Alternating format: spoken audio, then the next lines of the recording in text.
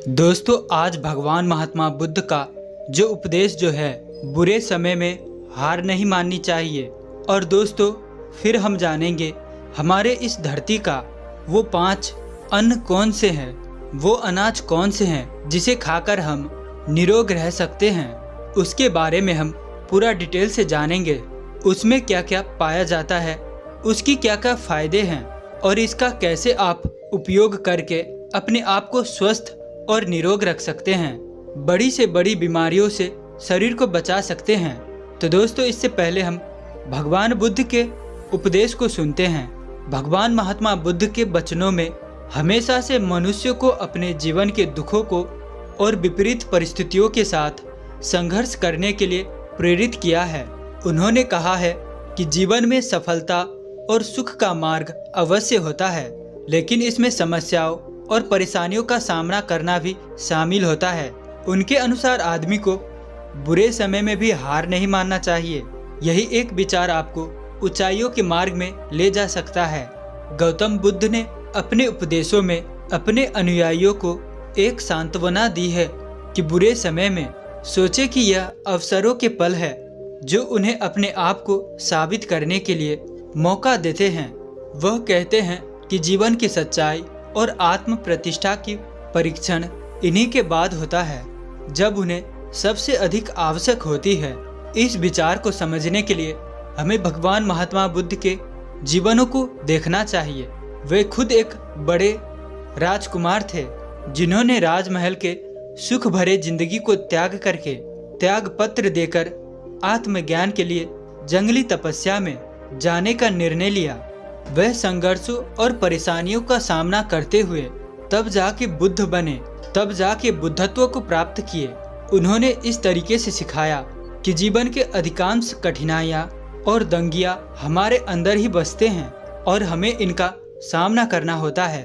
जब हम बुरे समय में होते हैं तो यह विचार करें कि ये एक मौका है जो हमें अपने मजबूरियों को दिखाने का अवसर देता है।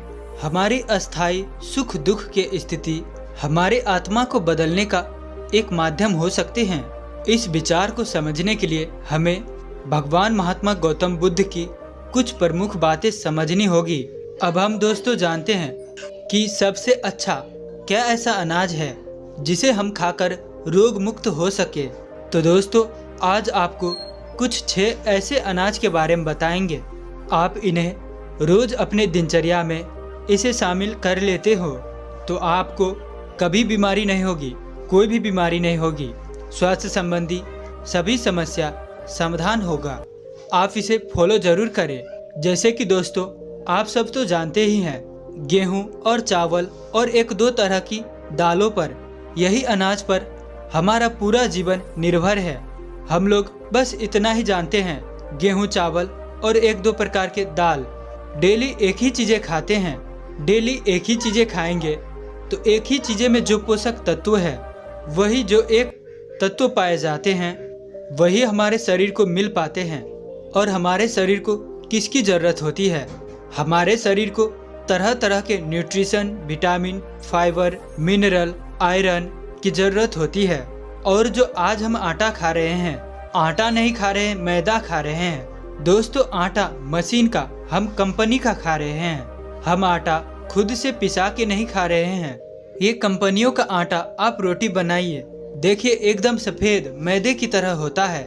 आज 90 से अधिक % लोग कॉन्स्टिपेशन से परेशान है, कब्ज से परेशान है। आखिर क्यों लोग नहीं जाग रहे हैं? क्यों लोग नहीं समझ रहे हैं? हमारे जैसे बहुत सारे लोग उसे बता रहे हैं, ये अनाज खाइए, इस आटे को खाइए, इस आटे को ना खाइए। तो दोस्तों, तब भी लोग नहीं समझ पा रहे हैं। आप हम लोगों की बातें ना माने तो दोस्तों, खुद इसके बारे में आप गहराई से जानकारी ले सकते हैं। और जानकारी लेने के लिए आपके पास आज बहुत सारे माध्यम उपलब्ध है। और जानकारी लेने के लिए आज आपके पास बहुत सारे माध्यम अवेलेबल है। सबसे बड़ा आज के माध्यम तो डिजिटल युग है, वहाँ सर्च करके जानकारी ले सकते हैं। आज सबके हाथ में मोबाइल फ़ोन है, आप उसमें भी सर्च करके जानकारी ले सकते हैं। आपके पास अच्छी अच्छी बुक उपलब्ध है, उसे खरीदिए, पढ़िए जो हमारे महान ऋषि मुनियों ने आयुर्वेद में कह के गए हैं, आज उसी पे साइंटिस्ट, आधुनिक वैज्ञानिक रिसर्च कर रहा है। हमें जौ, मक्के, बाजरा, मिक्स आटा खाना चाहिए। हमें अपने खुद की मिक्स दाल खाने चाहिए। आज लोग सभी इसको प्रोत्साहन दे रहे हैं, तब भी हम जागरूक नहीं हो रहे हैं। आज बड़े बड़े लोग, बड़े बड़े साइंटिस्ट हमारे पुराने अनाज सिस्टम को, जौ, बाजरा, मक्के, मिक्स आटे को प्रोत्साहन दे रहे हैं। मिक्स दाल खाना चाहिए, सभी प्रकार के मिक्स दाल खाना चाहिए, इसको भी प्रोत्साहन दे रहे हैं। लेकिन फिर भी हम समझ नहीं पाते हैं, जागरूक नहीं है। बस वही एक ही प्रकार के मैदे वाले चीज, एक ही प्रकार के दाल खाते रहते हैं, रोज खाते हैं। पहले क्या होता था? पहले गांव में जौ, सावा, कोदा, जौ, बाजरा होता था, लेकिन आज जौ की रोटी कोई नहीं खाता, जबकि जौ में सबसे ज्यादा फाइबर पाया जाता है। जौ हमारे बॉडी के लिए बहुत ही महत्वपूर्ण है।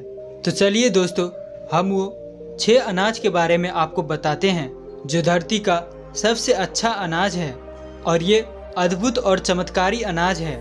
ये 6 की 6 आप अपने दैनिक भोजन में शामिल कर सकते हैं। इसका मिक्स आटा बनवाइए और खाइए, स्वस्थ निरोग रहेंगे। कोई भी बीमारी नहीं, कोई भी परेशानी नहीं, ब्लड प्रेशर, कोलेस्ट्रॉल कुछ भी नहीं होगा, कॉन्स्टिपेशन, यहाँ तक कि आपको कब्ज की शिकायत भी नहीं होगी, जो कि 80 से 90% लोग कब्ज से परेशान हैं।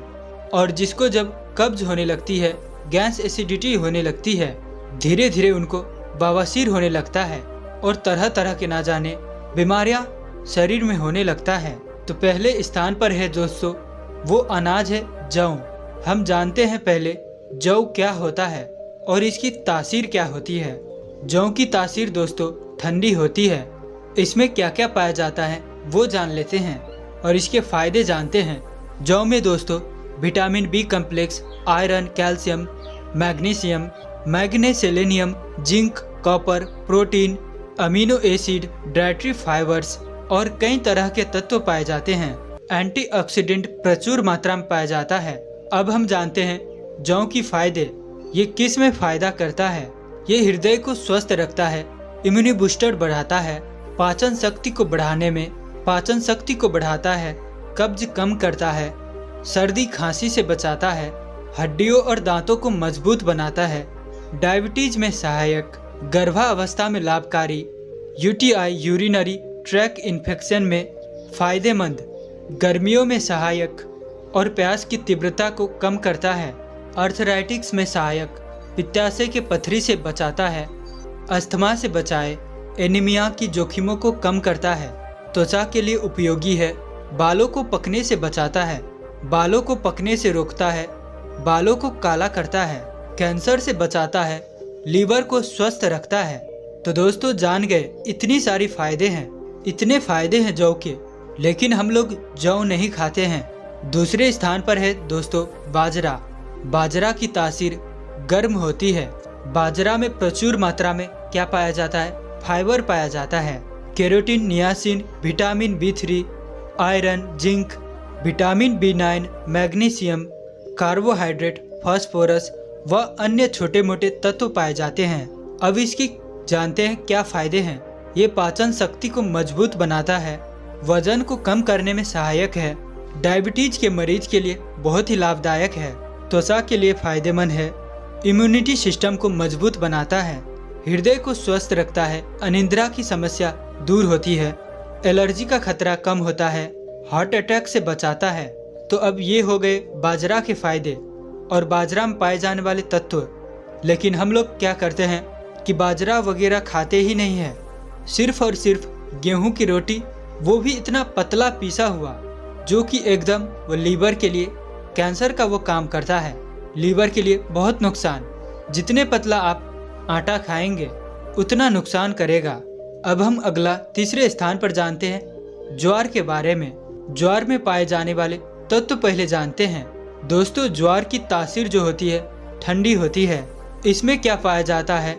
Mineral, protein, fibre, potassium, phosphorus, calcium, iron और विटामिन बी कॉम्प्लेक्स, कार्बोहाइड्रेट और अन्य। अब इसके फायदे जान लेते हैं। डाइजेशन को स्वस्थ रखता, विटामिन और खनिजों का अच्छा स्रोत है। फाइबर की मात्रा अधिक इसमें होती है। एंटीऑक्सीडेंट इसमें प्रचुर मात्रा में पाया जाता है। ट्यूमर को बनने से रोकता है। मधुमेह शुगर के रोगियों के लिए लाभदायक है। रक्त में कोलेस्ट्रॉल को कम करता है। वजन को बढ़ने से रोकता है। वजन नियंत्रण में रखता है।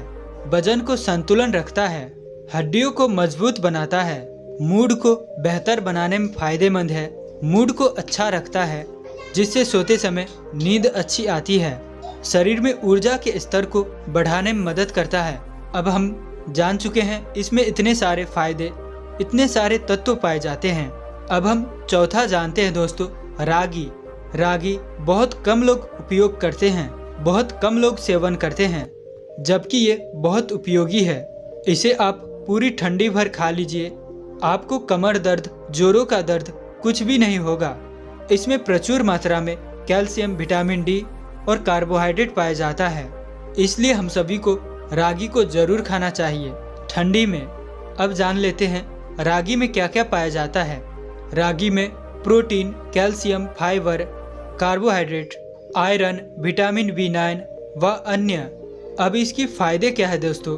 शुगर को कम करता है, शरीर में चीनी की मात्रा को कम करता है, हड्डियों को मजबूत बनाता है, एनीमिया बीमारी के लिए शरीर में खून की मात्रा बढ़ाता है, त्वचा के लिए लाभदायक, कोलेस्ट्रॉल को कम करता है, कमर दर्द, जोड़ों का दर्द को दूर करता है। इसी तरह के अन्य सारे फायदे पाए जाते हैं। अब अगला जो है 5वें स्थान पर है कोदो। अब कोदो में क्या क्या पाया जाता है दोस्तों? लेसिथिन, एंटीऑक्सीडेंट, फिलोनिन, टाइनिन, इसी तरह से और कुछ पोषक तत्व पाए जाते हैं। अब इसकी फायदे हम जान लेते हैं। रूसी के समस्या को कम करता है, खेखा रोकता है, सांसों व खांसी को दूर करता है, पेट के रोग को दूर करता है, डायबिटीज को नियंत्रण रखता है, बवासीर और डायबिटीज के लिए फायदेमंद, सांसों व खांसियों को दूर करता है, पेट रोग को दूर करता है, बवासीर और शुगर में फायदेमंद, लकवा, साइनस, त्वचा रोग को दूर करता है, सूजन को कम करता है। अब अगला 6ठे स्थान पर जो अनाज है दोस्तों वह है सांवा। सांवा की तासीर ठंडी होती है। इसमें क्या क्या पाया जाता है? Calcium, potassium, carbohydrate, vitamin D, vitamin D3 व अन्य मिनरल्स और प्रोटीन्स पाए जाते हैं। अब इसका हम फायदे के बारे में जान लेते हैं। ये डायबिटीज को कम करता है, एंटीऑक्सीडेंट से भरपूर है, कोलेस्ट्रॉल को कम करता है, कब्ज से बचाता है, इम्यूनिटी प्रणाली को मजबूत करता है और ढेर सारे फायदे।